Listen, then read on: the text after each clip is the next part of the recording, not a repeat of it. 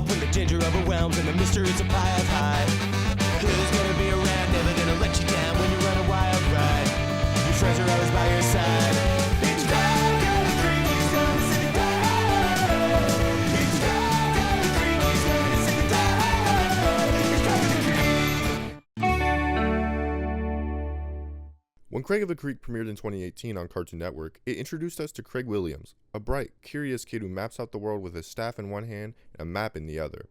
Created by Ben Levin and Matt Burnett, both alumni of Steven Universe, the show quickly carved out a unique space in child animation. Craig is joined by his two best friends, Kelsey, a fearless adventurer with a flair for the dramatic, and JP, a lovable oddball. Together, they explore the vast, uncharted world of the Creek, a place just beyond the suburbs, but full of secrets, stories, and childhood mythologies. I still remember watching the premiere as a kid, and I loved the forest setting, the quirky characters, and all the silly adventures, but back then, I didn't think too deeply into it. I was more into shows with flashy battles, giant robots, intergalactic stakes, birds and raccoons, big, loud stories. But Craig of the Creek, it was different. It didn't rely on high-stakes fantasy or world-ending villains, but instead it focused on something simpler, something more personal.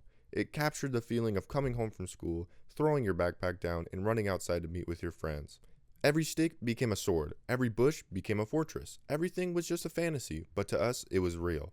More real than any superhero on TV or any drama show your mom might have been watching. And that was the magic of Craig of the Creek. It doesn't just remember what it's like to be a kid, but how it feels being a kid. And the show made me remind myself of those everyday adventures who helped shape who I am. And it helped me make me realize our sense of wonder, it never really leaves us, we just stop using it as much. The show also beautifully encapsulates just meeting different kids in your neighborhood perfectly, with the side characters that are so unique and unforgettable. Even the small little background ones, you will remember them, and every kid has a role to play. And that brings me to my next point. Diversity done right. Representation in kids' media has always been a complicated conversation, especially in recent times. Too often, it just feels like a checkbox, characters added just to meet a quota without any depth or authenticity put behind it. But Craig of the Creek approaches diversity differently. It feels real, because it is real, built on lived experiences and not corporate mandates. Take Craig for example, one of the few black lead characters in modern American animation, but the show never tokenizes him. His story isn't about being black, it's about being a kid with a family that feels full and authentic. His mom, a hardworking consultant, his dad, a laid-back, music-loving chef, and his granddad is a source of old-school wisdom, always ready with a story or a lesson. They're warm, funny, and familiar. They're not just characters, but they're people. And the Creek itself, it's a melting pot of personalities, cultures, and perspectives from characters like Wildernessa to the Sewer Queen. Every kid brings their own slang, their own style, and their own way of seeing the world. No one feels like a stereotype. Everyone feels like someone you might have met on the playground or even in your neighborhood. And it doesn't just stop at race. The show also explores gender identity, neurodiversity, and LGBTQ+ themes with subtlety and care. Take Kelsey for example. Her queerness is revealed in a quiet, tender moment. No dramatic announcement, no big twist, just a genuine expression of who she is, handled with respect and grace. This is how diversity should be done. Not just a bullet point, but as a reflection of the world's kids actually live in. And one of Craig of the Creek's greatest strengths as well is its ability to turn the ordinary into the extraordinary. Cardboard box isn't just trash, it's a fortress, it's a city, it's a robot, a sewer tunnel, a hidden kingdom underneath the ground.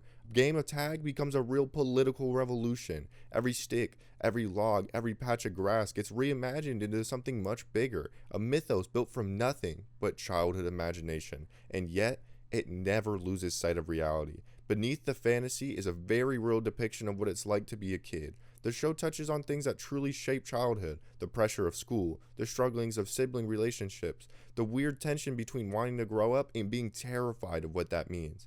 It captures that bittersweet moment when you start to realize the world is much bigger than your backyard and much bigger than you, and that magic just might not last forever. But that's the point. Craig of the Creek doesn't just remind us how powerful our imagination was, it shows us that the mundane was the magic.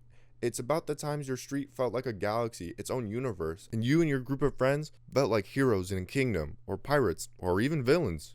Because in these moments, it didn't matter that nothing was real, to you, it was.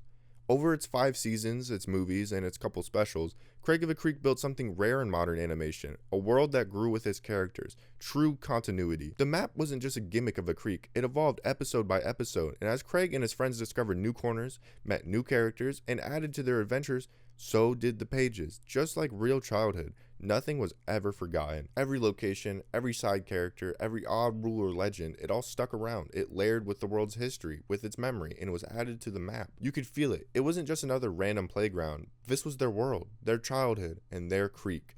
And yes, there was lore. Real, consistent, compelling lore. The kind that kids can get obsessed with the same way Disney adults get obsessed with Disney.